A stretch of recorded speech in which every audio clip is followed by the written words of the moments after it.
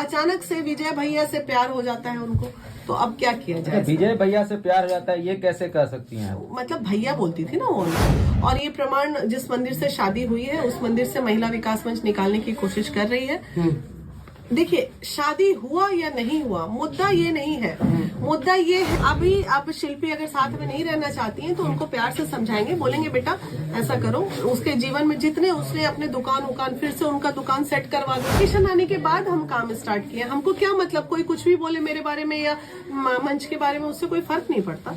ये मामला social media पे आया था और महिला विकास मंच को उसमें टारगेट भी लिया गया था, तो उन्हें वो आ गए, आज ऑफिस हमारे आ गए हैं और उन्होंने एप्लीकेशन दिया है। एप्लीकेशन के हिसाब से उनका ये दावा है कि शिल्पी उनकी वाइफ थी और वो कोई विजय चौहान नाम के व्यक्ति हैं जिनके कारण उनका घर टूटा और आज वो अपने जीवन में आगे बढ़ गई हैं, तो उन्होंने छोड़ दिया उसे।